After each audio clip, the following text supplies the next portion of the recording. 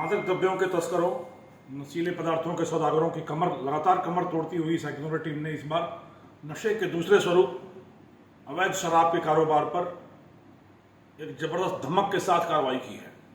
यह सैकड़ों सेल की 99वीं कार्रवाई है और इस बार पकड़ा गया है अवैध शराब का धंधा जो पंजाब से गुजरात तक अवैध शराब की खेपें ले जाई जाती हैं। उनका एक मुख्य सूत्रधार, मुख्य सरगना प्रकाश जानी। यह प्रकाश जानी चितलवाना का रहने वाला है, जालौर के, और इस पर 16 प्रकरण अवैध शराब से संबंधित अभी तक पाए गए हैं। पिछले 10 वर्षों से नशे की दुनिया का बेताज बादशाह बना हुआ, स्वयंभू सरताज बना हुआ यह व्यक्ति प्रकाश अहमदाबाद, चंडीगढ़ और सांचौर, जालौर, इन इलाकों में इतना प्रभुत्व कायम कर चुका था कि उसकी गाड़ियां तक टोल पर नहीं रोकी जाती थी। यह व्यक्ति हवाई जहाज से अहमदाबाद से चंडीगढ़ जाता, चंडीगढ़ से माल का सौदा करता, कुछ दूर स्कॉट करता, और जब तक गाड़ी गुजरात पहुंचती तब तक वो हवाई जहाज से वापस अहमदाबाद पहुंचता। गुजरात की सीमा से फिर उस गाड़ी को स्वयं स्कॉट करता, ठिकाने तक ले जाता और फिर खरीदारों तक पहुंचाता। यह सब कुछ अपने कंधों पर लेकर पिछले 10 वर्षों से फलता फूलता यह धंधा प्रकाश जानी के कंधों पर चलता रहा। 9 वर्ष के दौरान कई खुफिया एजेंसियों से यह सूचना पुलिस को, सेक्टर को प्राप्त हुई थी कि गुजरात के लिए पंजाब से होकर बड़ी बड़ी खेपें जा रही हैं और जिसके पीछे एक बड़ा सूत्रधार है जो जालौर का रहने वाला है।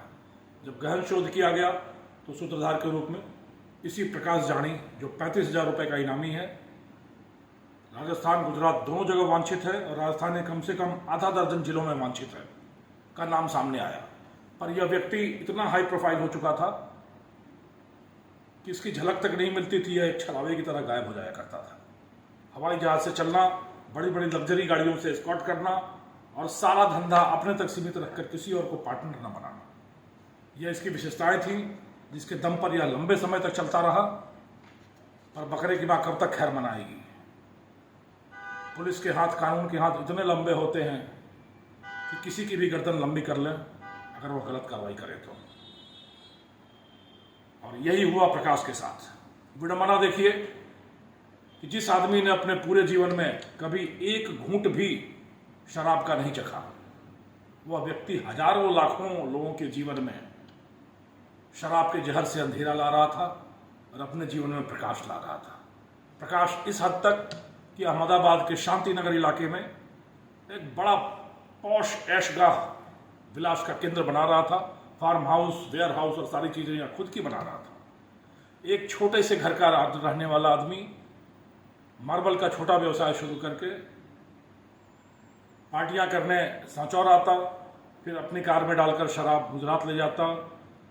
धीरे धीरे उसने अपनी शैतानी बुद्धि के बल पर पंजाब में लिंक बनाया और बन बैठा इस पूरे धंधे का सरगना।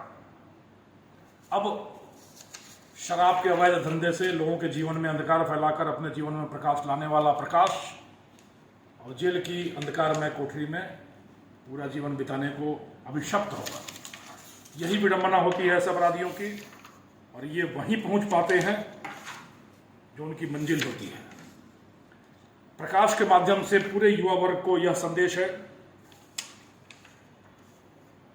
कि अगर गलत माध्यम से पैसा कमाने की, जल्दी समृद्ध बनने की महत्वाकांक्षा पाले बैठे हैं तो यह महत्वाकांक्षा आपको सिर्फ और सिर्फ जेल की सलाखों के पीछे ही ले जाएगी।